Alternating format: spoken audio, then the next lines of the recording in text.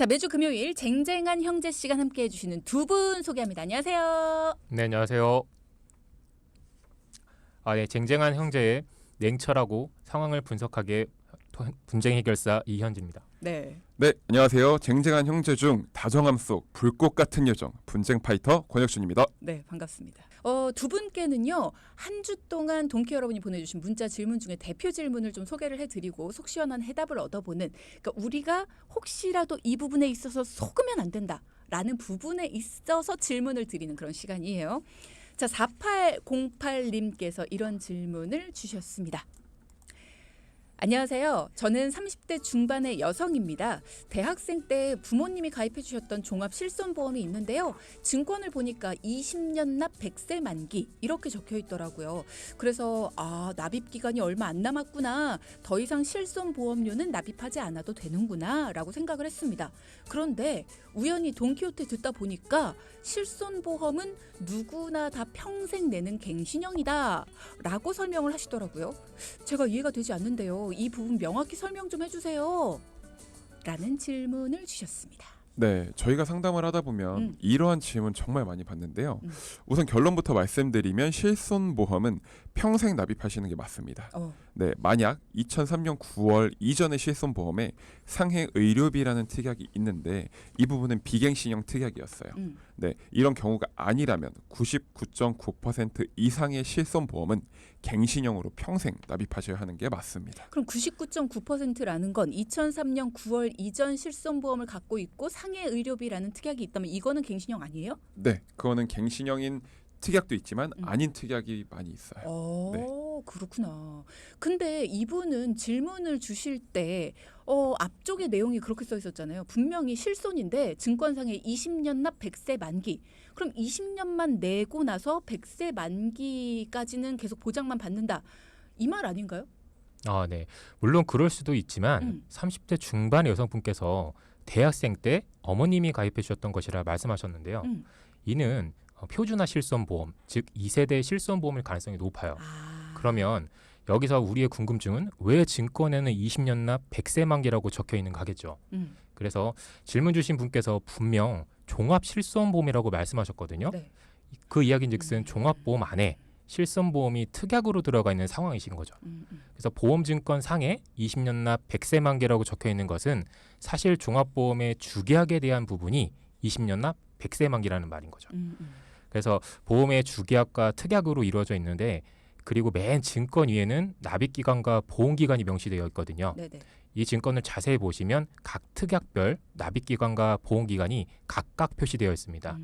각 특약별 납입기간과 보험기간이 거기 보시면 실손의료비 특약은 20년 납 100세 만기가 아니라 5년 갱신 또는 3년 갱신형으로 적혀 있을 겁니다.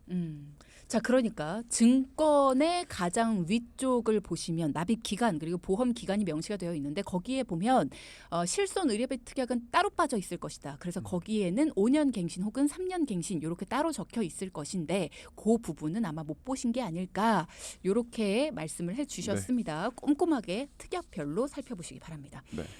자, 그러면 두 분이 이제 걱정을 하나하나 해결을 해주시고 계십니다. 여러분도 혹시라도 실손과 관련해서 혹은 뭔가 내 증권상에 있는 내용과 내가 들은 내용이 다르다라고 하시는 분들은 얼마든지 물어봐 주시기 바랍니다. 오늘 두 분이 정리해 주실 겁니다. 자, 오늘은 어떤 얘기 정리해 주실까요? 네. 예, 요즘 의료기술이 점점 발달하면서 다양한 치료법이 등장했고요. 네. 대한민국의 의료기술은 이미 세계적인 수준이라는 점 잘 알고 계실 텐데요. 그럼요. 예, 그렇다 보니까 이전에는 수술을 한다고 가정했을 때 개두, 개흉, 개복 등 이렇게 신체 부위를 열고서 진행하는 큰 수술만이 전부처럼 여겨지던 시절도 있었죠. 하지만 요즘은 어떤가요? 아니죠. 예, 정말 많은 일반인들 기준으로는 알기도 어렵고 설명하기도 어려운 신의료기술이 정말 많습니다. 사람의 손 대신 로봇이 대신하는 수술도 참 많아졌고요. 이제는 뭐 진짜 생살을 이렇게 찢는 게 아니라 뭔가 작은 구멍을 통해서 몸의 여기저기를 다 치료해내는 뭐 이름도 어려운 그런 수술들 신기술 참 많더라고요. 네, 맞습니다. 대표적인 수술로는 이 암 수술 중에 로봇팔로 정교하고 정밀하게 진행하는 다빈치 로봇 수술이 있어요.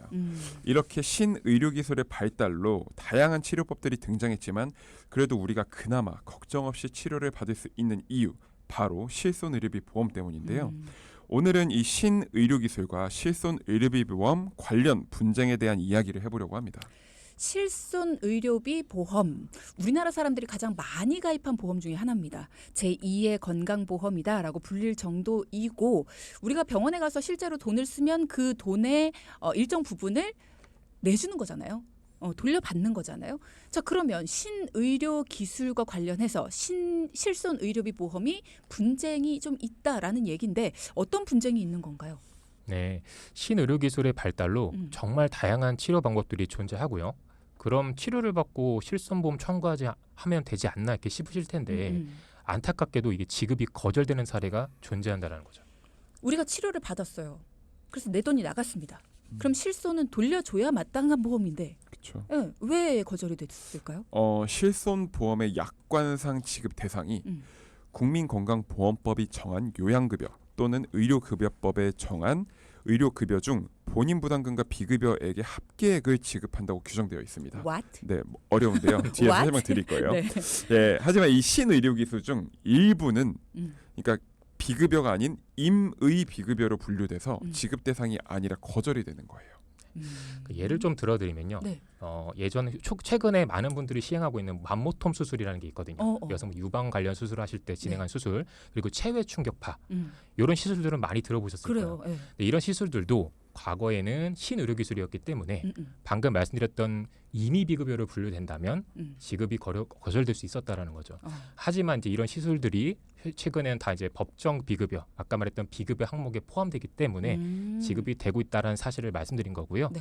쉽게 말해서 건강보험이 적용되는 급여 항목과 건강보험이 적용되지 않는 비급여 항목이라는 게 있어요.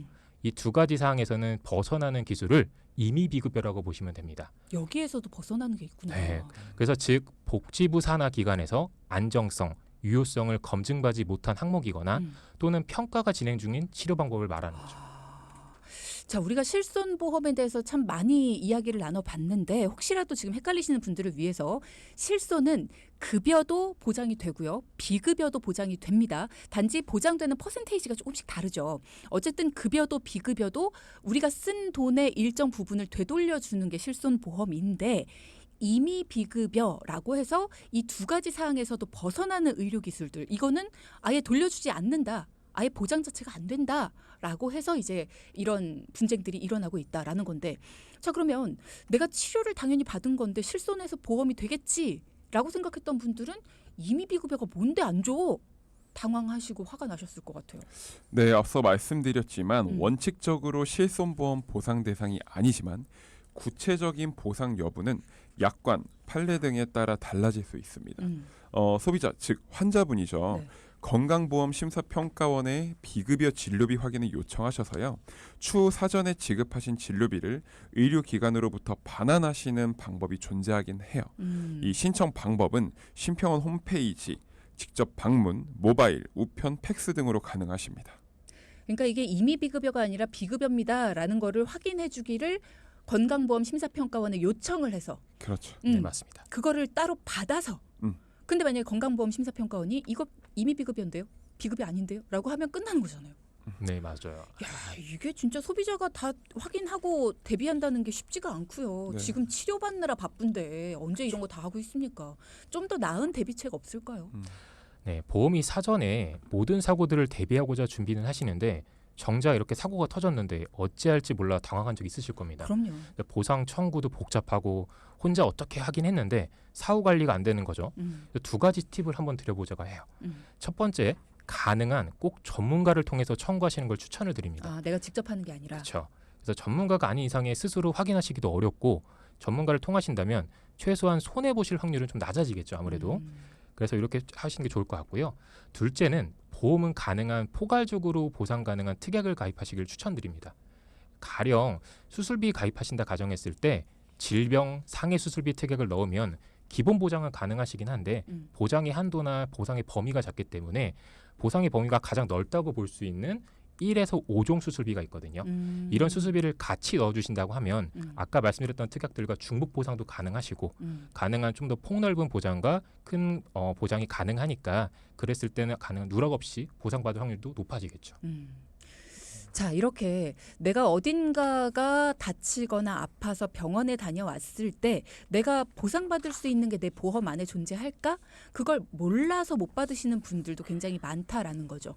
게다가 실손은 가능하겠지 싶어서 실손을 청구했는데 실손에서도 안 준대요. 이게 임의 비급여는 뭐야? 하면서 나도 모르던 걸 들이대면서 갑자기 안 준답니다. 자, 이럴 때 내가 혼자 청구하는 것보다는 이런 상황들을 다 알고 이거는 임의 비급여라고 분류는 했지만 이렇게 하면 또 받을 수 있는 방법들이 있고 이런 것들은 다 전문가가 알아서 다 해줄 수 있으니까 그렇다고 전문가의 도움을 받는 게 유료가 아니잖아요. 무료로 여러분께 혜택을 드리고 있으니까 여러분은 뭔가 도움이 필요하다 싶을 때는 언제든지 손을 그냥 자신 있게 내밀어 주시면 되는 거고요. 그리고 보험은 포괄적으로 보상 가능한 특약으로 가입을 해야 된다. 손가락 5개가 다 보상 가능한 걸로 해야지. 둘째 손가락 가능한 거, 첫 번째 손가락 가능한 거, 세 번째 손가락 다 따로따로 하다 보면 빠지는 손가락이 생길 수 있다라는 겁니다. 이렇게 폭넓은 걸로 가입을 하셔야 된다라는 거. 자, 이래서 전문가가 필요하다는 생각 다시 한번 들고요. 이번에는 이런 여러 가지 고민들 때문에 망설이시다 결국은 전문가의 도움을 요청하신 분의 이야기를 한번 들어보겠습니다.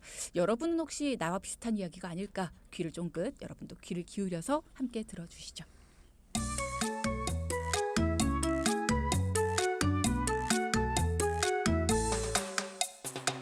안녕하세요. 29세 남성입니다. 저는 가족력이 있습니다. 할아버지, 큰아버지, 그리고 저희 아버지까지 모두 뇌 쪽에 문제가 있으셔서 돌아가셨습니다.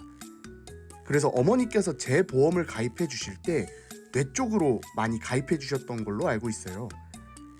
그런데 최근 어플을 통해서 제 보험을 보니까 보장 금액은 많은데 보장이 부족하다는 메시지가 있어서 좀 불안하더라고요. 어떻게 된 상황인지 제 보험에 대해 분석을 좀 해주실 수 있으실까요? 그리고 가족력이 있으면 보험 가입이 어려운지도 궁금합니다. 자, 오늘의 주인공 20대 남성 사연자 분입니다.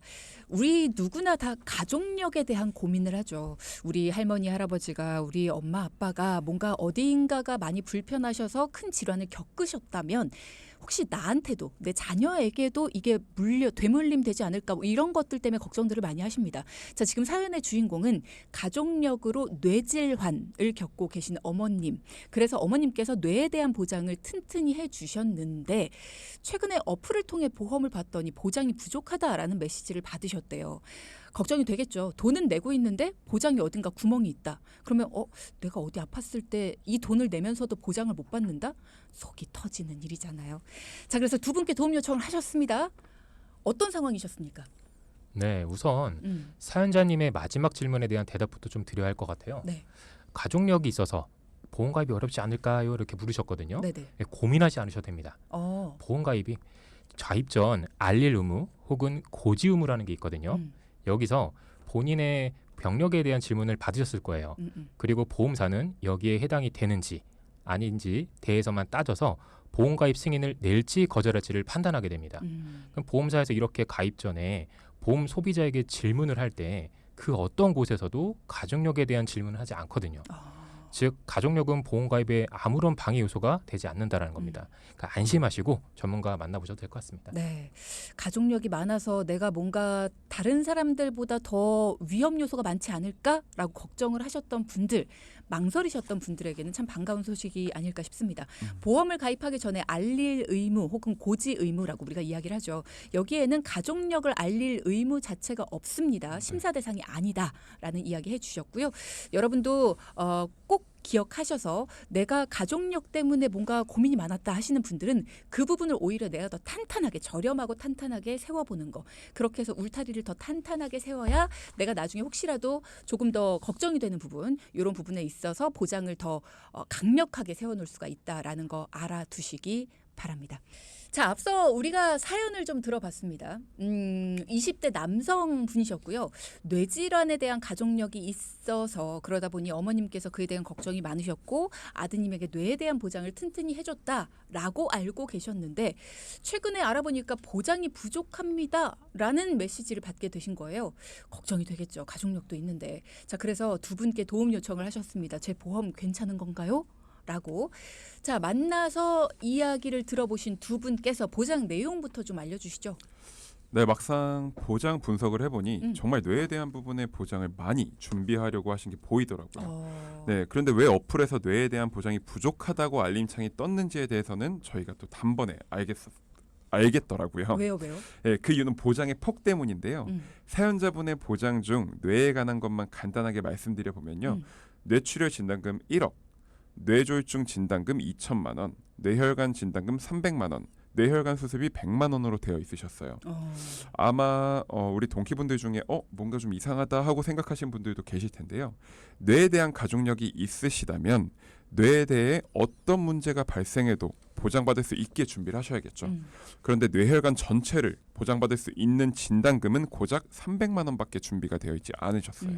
그러니까 우리가 건강 진단을 받거나 뭔가 건강 검진을 하거나 아니면 뇌에 뭔가 이상이 있는 것 같은데라고 해서 병원에서 검사를 받고 뇌에 진짜 이상이 있으시네요. 요렇게 해서 발견할 가능성이 큰 거는 뇌출혈이 아니죠. 그렇죠. 그보다는 좀 더 범위가 넓은 것들인데 그런 것들은 잘 보장이 안 되는 상황이네요, 이분은. 그죠? 네, 맞습니다. 물론 사연자분께서는 젊으시지만 가족력이 있기 때문에 다른 곳은 몰라도 뇌와 관련된 건강검진을 받을 때 아마 지속적으로 체크를 하실 거예요. 그렇죠? 그래서 그렇게 꾸준히 체크를 하면 뇌출혈의 단계 혹은 뇌졸중의 단계까지 오기 전에 미리 뇌혈관에 대한 문제점이 발견될 확률이 높겠죠. 그렇죠. 그래서 미리 발견하고 빠르게 대처할 수 있도록 뇌혈관 진단금과 수술비가 튼튼하게 준비되어 있는 게 매우 중요하겠죠. 자, 그럼 이분의 보험은 어떻게 조정이 필요할까요? 네, 우선 보장의 비중을 좀 다르게 가져갔습니다. 뇌출혈 진단금은 1억 원에서 5천만 원으로 줄이고 뇌졸중 진단금은 2천만 원 그대로 유지를 했어요. 네. 그리고 뇌혈관 진단금을 300만 원에서 3천만 원으로 보장을 더욱 강화했고요. 마지막으로 정말 중요했던 뇌혈관 수술비를 100만 원에서 3천만 원으로 보강했습니다. 제가 누누이 말씀을 드리죠. 뇌와 심장은 진단금도 물론 중요하지만 수술비도 정말 중요하다고요. 왜요? 그 이유는 바로 보장의 횟수 때문이기도 합니다. 네. 뇌혈관이나 심장혈관에 문제가 생기시면 스텐트 삽입 수술을 하시는 경우가 많은데 한 번만 수술하시는 게 아니라 여러 번 하신 경우가 좀 있어요. 왜냐하면 혈관에 대한 진단을 받으셨다는 이야기는 사실 혈관에 한 군데 문제가 생기게 발생하는 게 아니라 진단을 받은 여러 군데 혈관에 문제가 생겨서 진단받은 분이 대부분이거든요. 그래서 보통 스텐트 삽입 수술을 하시면 한 번 진단을 받고 2회에서 3회 수술을 하시는 경우가 많이 있습니다. 그러니까는 진단은 한 번 받았으나 수술은 여러 번 하시는 경우가 많기 때문에 보장 횟수가 여러 번인 수술비를 갖는 게 중요하다. 네, 맞습니다. 진단금 몇 번 나오죠? 한 번. 네, 한 번 지급받으시고 끝이에요. 근데 수술비는 어떤가요? 매회. 네, 수술비는 수술할 때마다 지급받는 게 중요해요. 증권에 보시면 수술비는 수술 1회당이라고 적혀 있을 거예요. 만약 적혀있지 않는 특약은 약관을 보고 판단을 해야 됩니다. 수술할 때마다 안 주는 특약일 수도 있습니다. 진짜? 네, 그런 특약도 있어요. 수술비가? 네, 그렇구나. 수술비 특약이라고 무조건 수술을 할 때마다 나오는 건 아니니까 네, 꼭 전문가를 통해 확인하실 필요가 있고요. 매회 받는 뇌혈관 수술비가 우리 사연자분께서는 꼭 필요하시기 때문에 100만 원에서 3천만 원으로 늘려드렸어요. 네.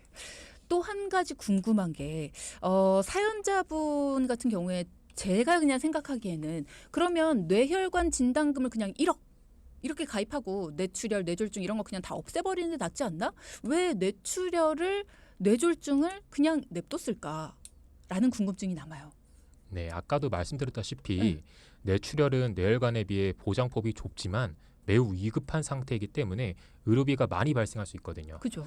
따라서 사연자분의 가족력을 고려할 때 중증 단계에서부터 경미한 단계까지 집중 보장이 될 수 있도록 일부분을 조정하는 방안으로 보완을 해드린 겁니다. 그래서 뇌에 관련된 진단을 받았을 땐 뇌출혈 진단 시 1억, 뇌졸중 진단 시엔 5천만 원, 뇌혈관 진단 시에는 3천만 원을 받을 수 있도록 보완을 해드렸고요. 네.